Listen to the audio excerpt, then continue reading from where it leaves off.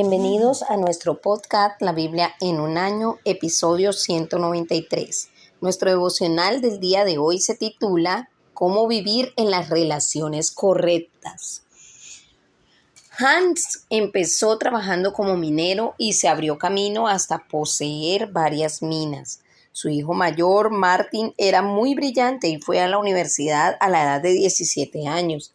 Le esperaba una carrera respetable como abogado, pero de repente, para disgusto de su padre, canceló su matrícula para el curso de Derecho, haciéndose monje y posteriormente sacerdote. Martin quería vivir una vida de santidad. Ayunó durante días y pasó noches sin dormir y en oración, pero aún estaba plagado de su propia injusticia ante un Dios justo. Cuando tenía 30 años y mientras estudiaba Romanos capítulo 1, versículo 17, se percató del contexto de las palabras. Más tarde escribió: ahí empecé a entender que la justicia de Dios es aquella por la cual el justo vive por un don de Dios, concretamente el don de la fe.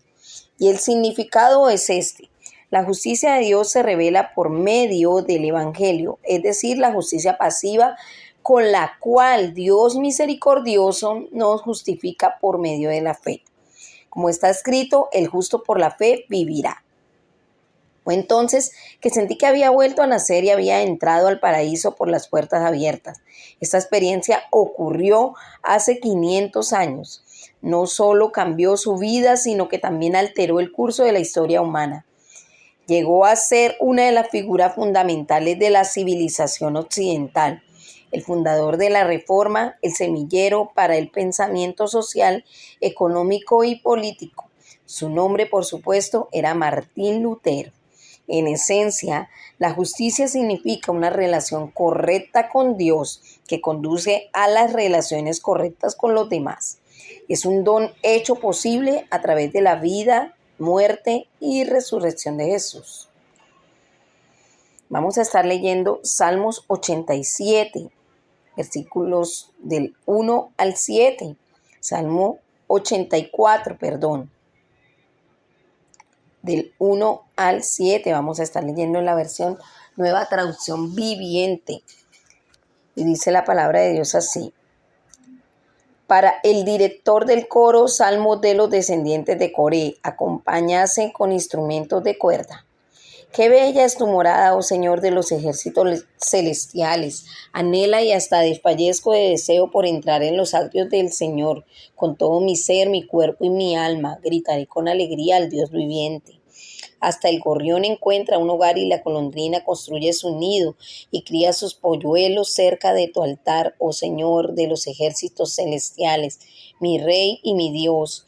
Que la alegría para los que puedan, qué alegría para los que puedan vivir en tu casa cantando siempre tus alabanzas.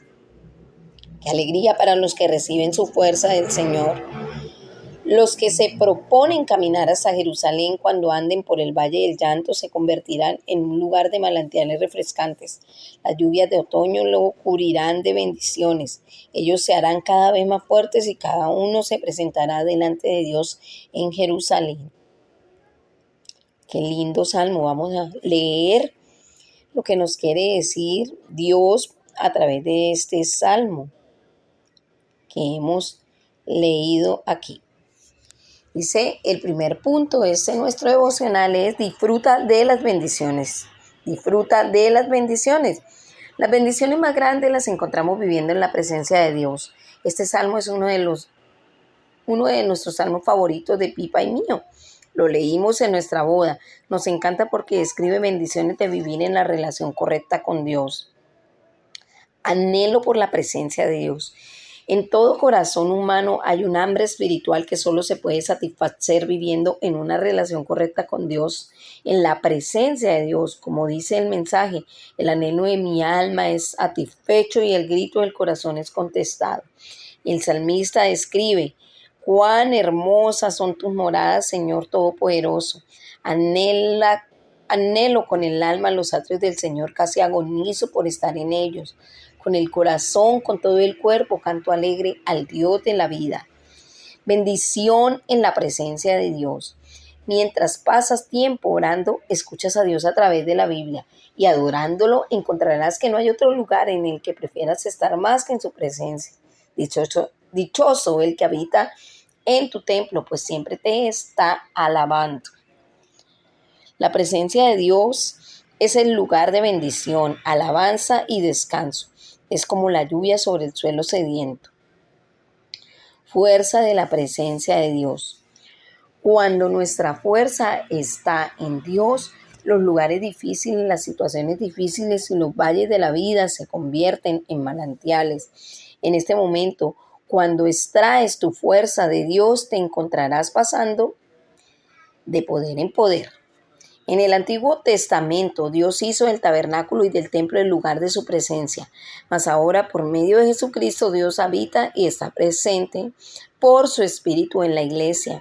Eso lo podemos encontrar en Efesios capítulo 2, versículo 22, y en nuestros cuerpos. Primer libro de Corintios capítulo 6, versículo 19. Vamos a estar leyendo, vamos a estar orando.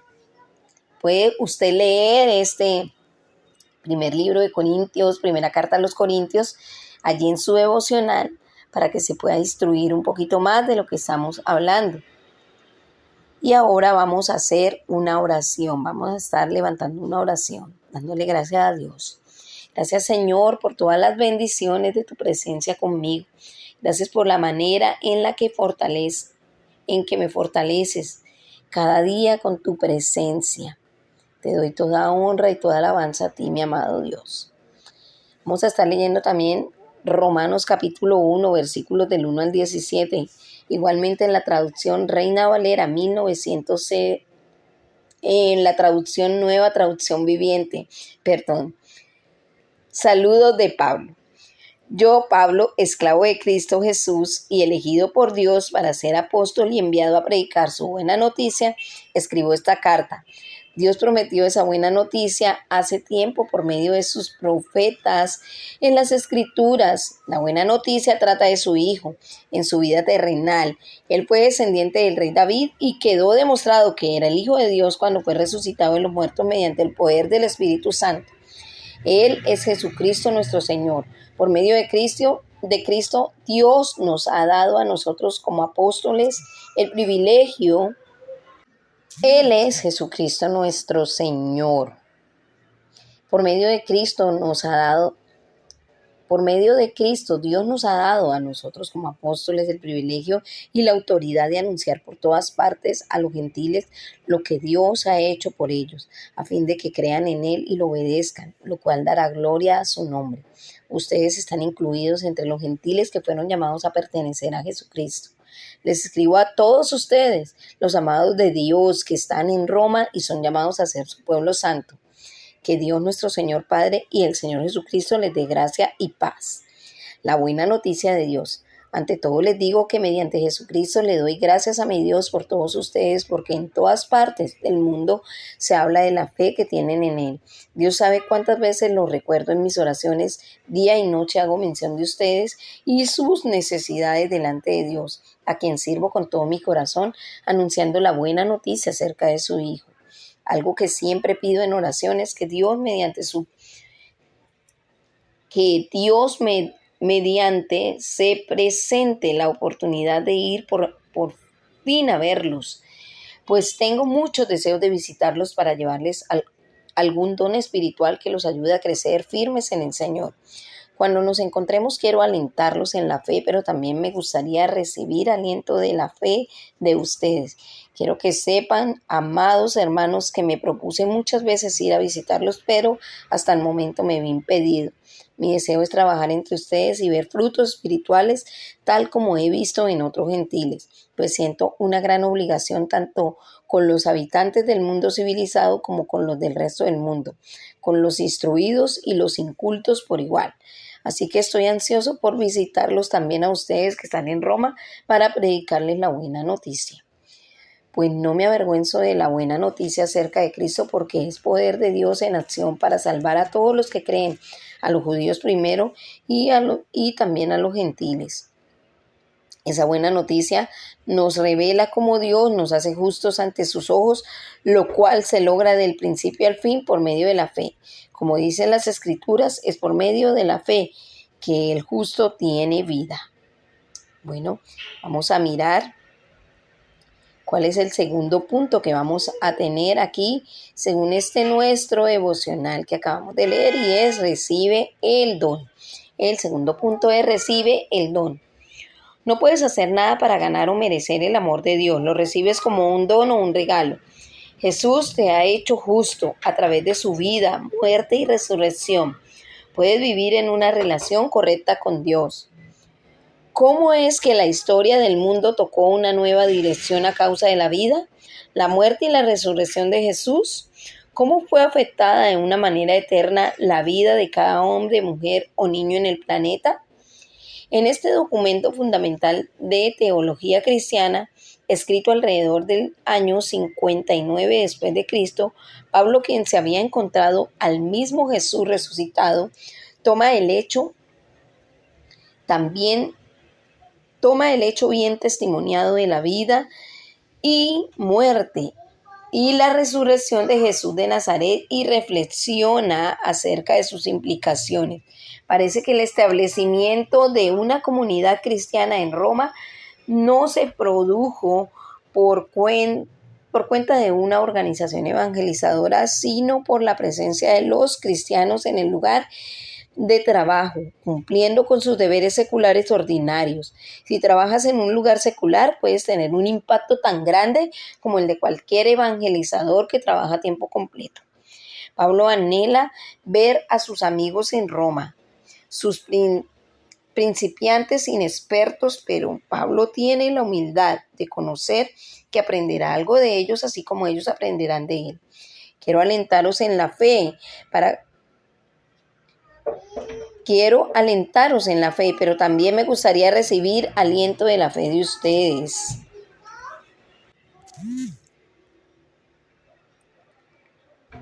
Me he dado cuenta de que en cada grupo pequeño de Alfa aprendo tanto de los invitados como ellos lo hacen de nosotros. No solo los que están fuera de la iglesia necesitan escuchar el Evangelio. Pablo está ansioso por predicar el Evangelio a la comunidad cristiana en Roma. Conoce bien la tentación de avergonzarse. Puede ser tan fácil permitir que nuestros temores y preocupaciones respecto a lo que otros piensen de nosotros nos detengan a la hora de hablar de Jesús. Sin embargo, Pablo escribe: no me avergüenzo del Evangelio porque es poder de Dios para la salvación de todos los que creen. También conoce el poder asombroso del Evangelio para transformar las vidas tanto de judíos como de gentiles. No hay mayor privilegio que predicar el Evangelio, porque en el Evangelio se revela la justicia que proviene de Dios, la cual es por fe de principio a fin. Pablo no contrasta esto con el Antiguo Testamento, sino que apoya su argumento con el Antiguo Testamento, tal como está escrito: el justo vivirá por la fe. Eso lo podemos encontrar en Habacuc, capítulo 2, versículo 4. Pablo va a predicar mucho más acerca de esta justicia de Dios. La buena noticia del Evangelio es que Dios nos ha permitido vivir en esta relación correcta con Él. Esta justicia viene de Dios, es su don o regalo para ti. No puedes ganártelo, lo recibes por fe. Ya no vives bajo la culpa y la condenación. Nada puede separarte del amor de Dios hacia ti. Eso lo podemos encontrar en Romanos capítulo 8, versículos del 1 al 39. Vamos a hacer una oración. Señor, gracias porque por la vida, la muerte y la resurrección de Jesucristo me permites tener una relación correcta contigo y con los demás. Gracias porque no puedo ganármelo, Señor, sino lo recibo por la fe, por la gracia. Amén. Vamos a estar leyendo también segundo libro de Reyes 23 y segundo libro de Reyes 24. Vamos a leer segundo libro de Reyes 23 en la Nueva Traducción Viviente. Reformas religiosas de Josías. Entonces el rey convocó a todos los ancianos de Judá y de Jerusalén. Luego subió al templo del Señor junto con los habitantes de Judá y de Jerusalén, acompañado por los sacerdotes y los profetas. Toda la gente, desde el menos importante hasta el más importante. Allí el rey les leyó todo el libro del pacto que se había encontrado en el templo del Señor. El rey tomó su lugar de autoridad junto a la columna y renovó el pacto en presencia del Señor. Se comprometió a obedecer al Señor cumpliendo sus mandatos, leyes y decretos con todo el corazón y con todo el alma. De esa manera confirmó todas las condiciones del pacto que estaban escritas en el rollo y toda la gente se comprometió con el pacto. Seguidamente el rey dio instrucciones al sumo sacerdote Hilcías, a los sacerdotes de segundo rango y a los porteros del templo para que quitaran del templo del Señor todos los objetos que se usaban para rendir culto a Baal, a Acera y a todos los poderes de los cielos.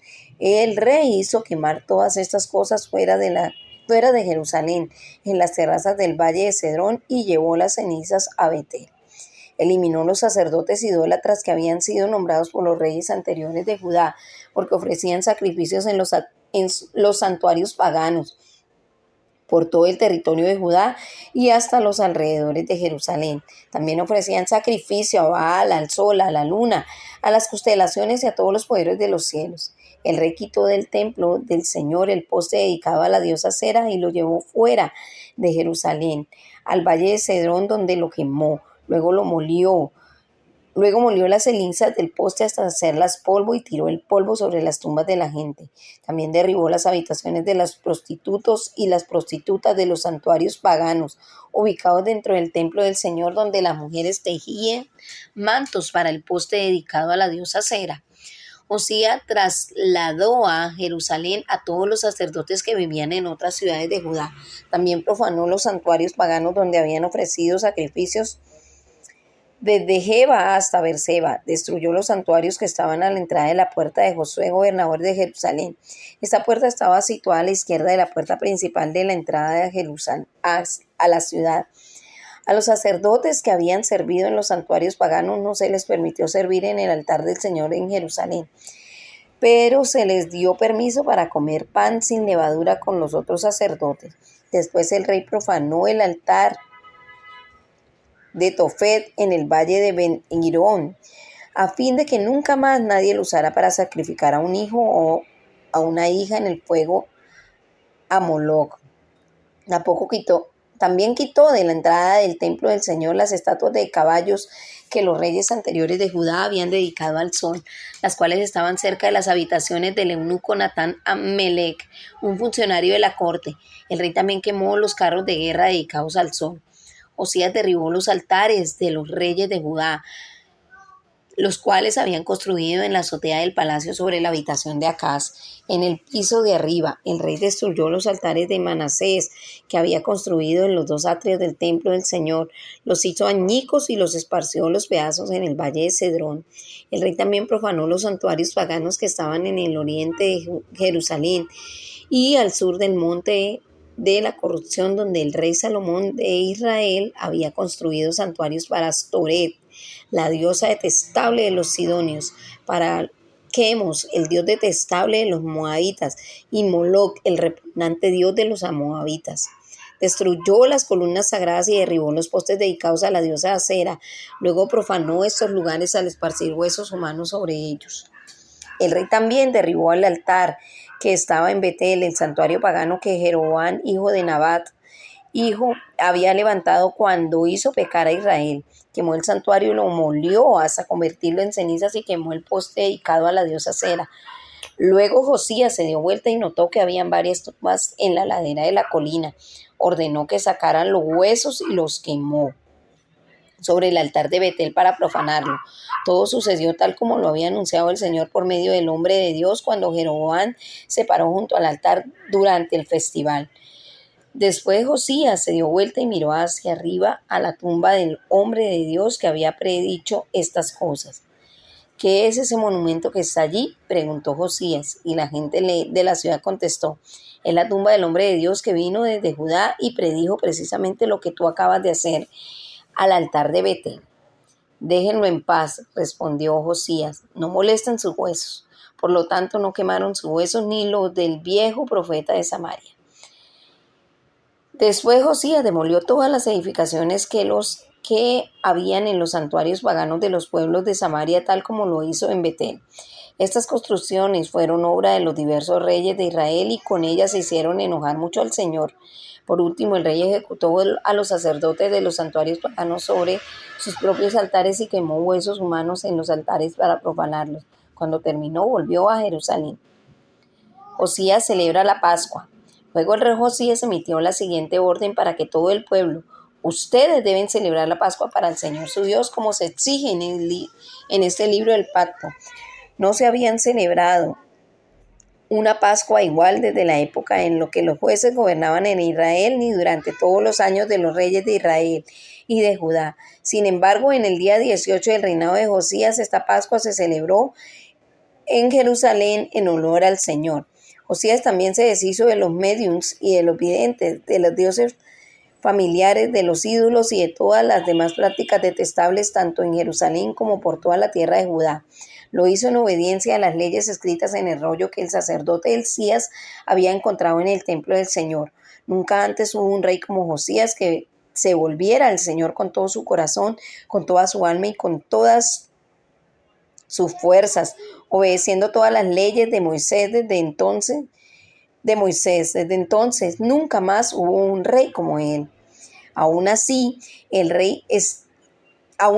Señor estaba muy enojado con Judá debido a todas las perversidades que Manasés había hecho para provocarlo. Pues el Señor dijo: también expulsaré a Judá de mi presencia, así como expulsé a Israel, y rechazaré a Jerusalén, mi ciudad escogida, al templo donde debía honrarse mi nombre. Los demás acontecimientos del reinado de Josías y todos sus logros están registrados en el libro de la historia de los hijos de los reyes de Judá. Durante el reinado de Josías, el faraón Necao, rey de Egipto, fue al río Éufrates para ayudar al rey de Asiria. El rey Josías y su ejército salieron a enfrentarlo, pero el rey Necao mató a Josías cuando se encontraba en Megido. Los funcionarios de Josías llevaron su cuerpo en un carro de guerra desde Megido hasta Jerusalén y lo enterraron en su tumba. Entonces la gente de la nación ungió a Joacás, hijo de Josías, y lo proclamó el siguiente rey.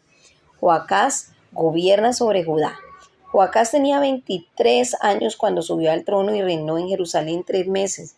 Su madre se llamaba Amutal y era hija de Jeremías de Libna. Joacás hizo lo malo a los ojos del Señor, igual que sus antepasados. El faraón Necao metió a Joacás en la cárcel de Ribla, en la tierra de Maad, para impedir que gobernara en Jerusalén. También exigió que Judá pagara tributo de 3.400 kilos de plata y 34 kilos de oro. Joacín gobierna sobre Judá. Luego el faraón Necao puso en el trono a Eliaquín, otro de los hijos de Joacías, para que reinara en lugar de su padre, y le cambió el nombre a Joacín. Joacás fue llevado a Egipto como prisionero y allí murió. Para obtener la plata y el oro que el faraón Necao exigía como tributo, Joacín recaudaba un impuesto de los habitantes de Judá, para el cual les pedía que pagaran en proporción a sus riquezas. Joacín tenía 25 años cuando subió al trono y reinó en Jerusalén 11 años. Su madre se llamaba Zebuda y era hija de Pedaías de Ruma. Él hizo lo malo a los hijos del Señor, igual que sus antepasados. Vamos a estar leyendo también el segundo libro de Reyes, capítulo 24, versículos del 1 al 7. En la Nueva Traducción Viviente, segundo libro de Reyes 24. Durante el reinado de Joacín, Nabucodonosor, rey de Babilonia, invadió la tierra de Judá. Joacín se rindió y le pagó tributo durante 3 años, pero después se rebeló. Entonces el Señor mandó contra Judá bandas de saqueadores babilonios, arameos, moabitas y amonitas, a fin de destruirla tal como el Señor lo había prometido por medio de sus profetas. Estas calamidades le sucedieron a Judá por orden del Señor. Él había decidido expulsar a Judá de su presencia debido a los muchos pecados de Manasés, quien había llenado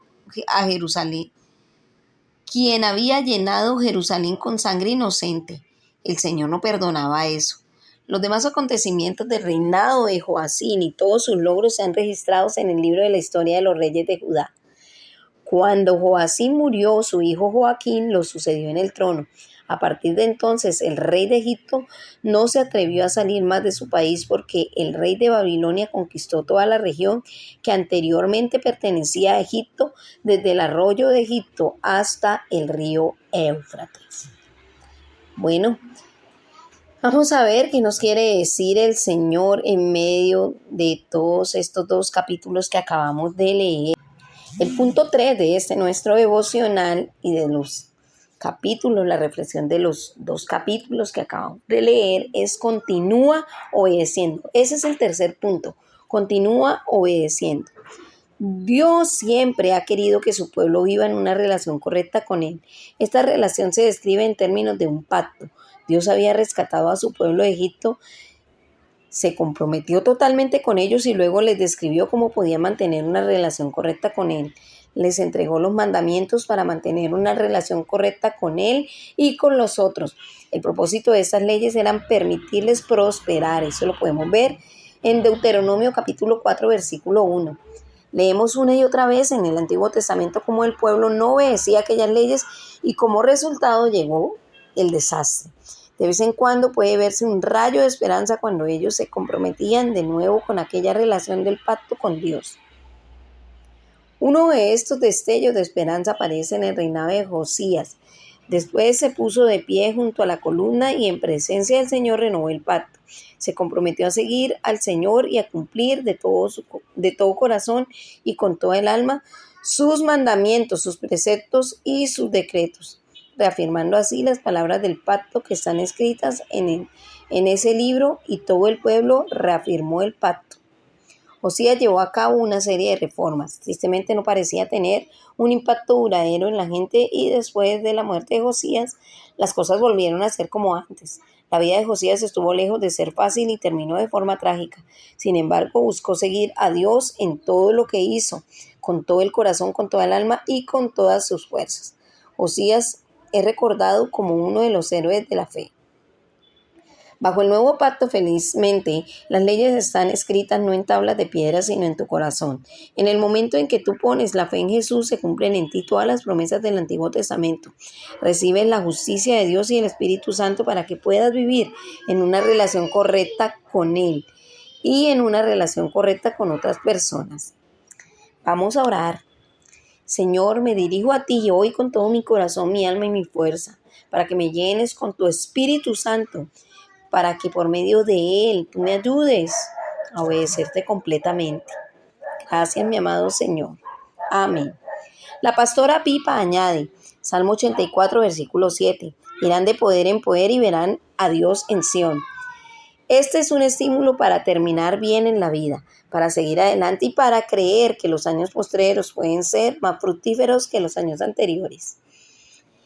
Bueno, hemos terminado nuestro devocional, acordándonos que este devocional fue escrito por el pastor Nicky Gumbel y la pastora Pipa Gumbel de la iglesia HTV en Londres, y la voz que dio vida a este devocional es la voz de Angélica Rojas. Dios les bendiga.